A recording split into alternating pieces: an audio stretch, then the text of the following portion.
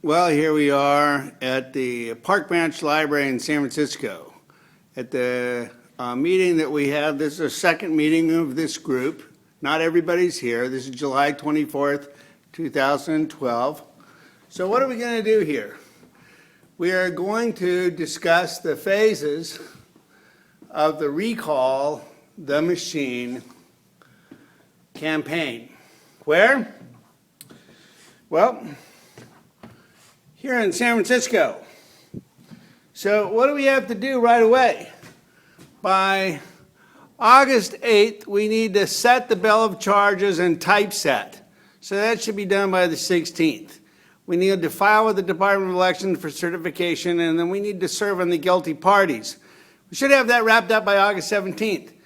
Now we need to remember, in terms of the targets on phase number, here we are, phase number 1, and the targets of the recall, due to sunshine, the violation of sunshine ordinance in 11048. These are misdemeanors, criminal misdemeanors, and we also have a host of felonies that have been committed by Mayor Lee, District Attorney George Gascon, and City Attorney Dennis Herrera. So these guys broke the law, and we need citywide signatures, 10% of the voters.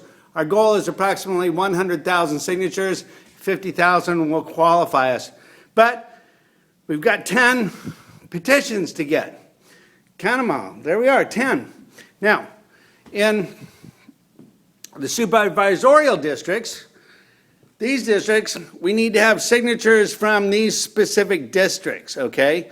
On November 6th, we're going to elect the odd number districts, so districts 1, 3, 5, 7, 9, 11. Campos did not break the law, neither did Avalos.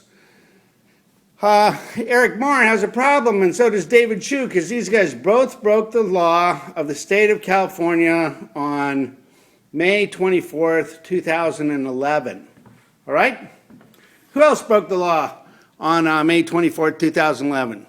Supervisor Farrell in District 2. Carmen Chu in District 4.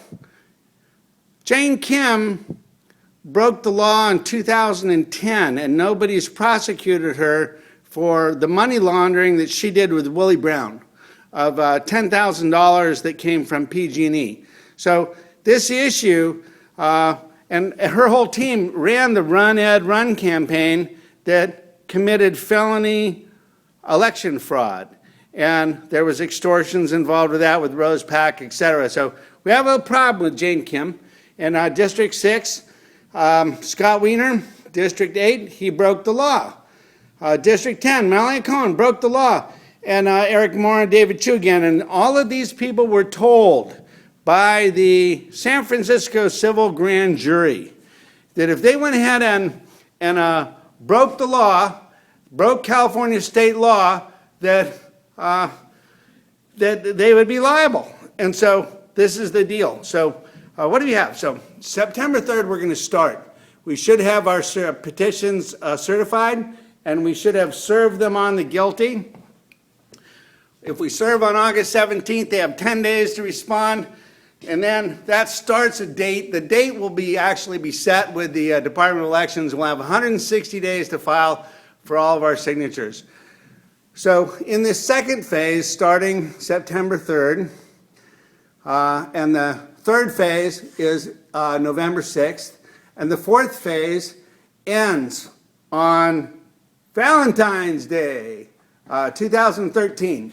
And the fifth phase of this campaign is the actual mobilization for the recall. So we're looking at this thing, the starting of the campaign date, the beginning of phase number 2. We have 160 days to file all of our signatures. So we're going to start hosting meetings in zones all over San Francisco. We're already starting every Tuesday night. We're going to be meeting at the San Francisco Public Libraries. And we're going to set up groups as we go, and we're going to leave these groups along. And these groups are going to be meeting in every neighborhood as soon as we can.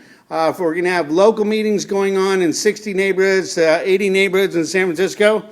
And then we can stream a weekly presentation from the recall committee to all the recall groups, and we'll have an interactive deal going online. So we're going to use the internet to make this thing work. And then in this second phase, We will be canvassing, we're going to be recruiting, we're going to be gathering signatures at the stores and the bus stops. On November 8th and November 6th, Election Day, we need to have organized 500 precincts, 5 to 20 people per precinct. And on this one day, we should be able to get all the signatures we need to qualify for our special election. This does not mean we file right away, because from all of December and January and the rest of the 160 days, we need to organize and not waste our time, and we need to get strong. So that's what we're going to have to do. We need to also inventory and identify all the department heads that we need to replace. When we're talking about recalling the machine, it also means removing the corrupt machine that's in power. So there we go.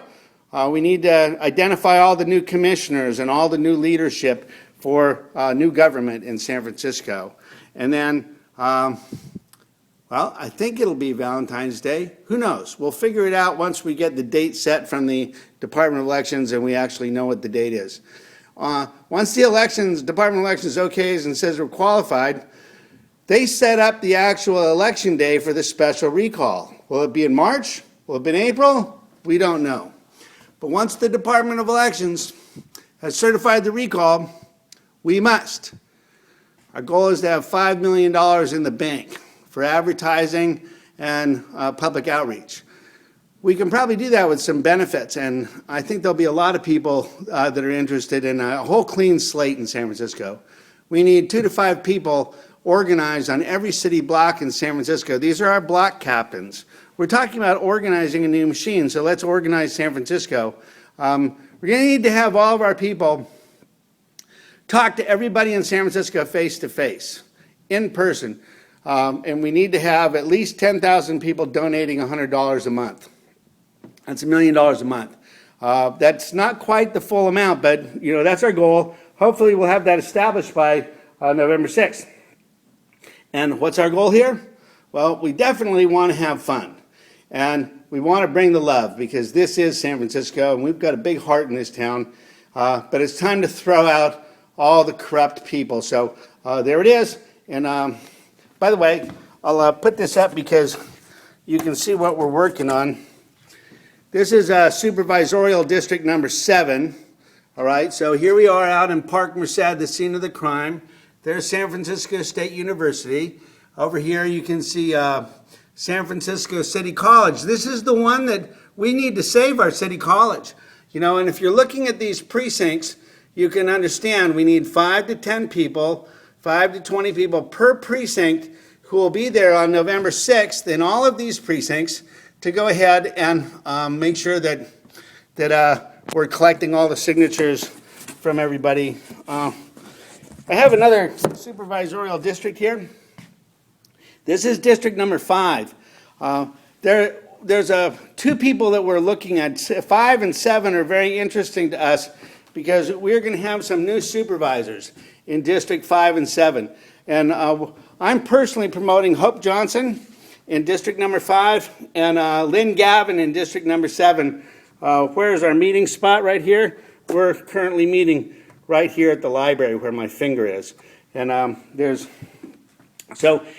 we are. And you can see there's a lot of precincts that we need to organize. These are just, I put up 2 of the districts, and we have 11 to go.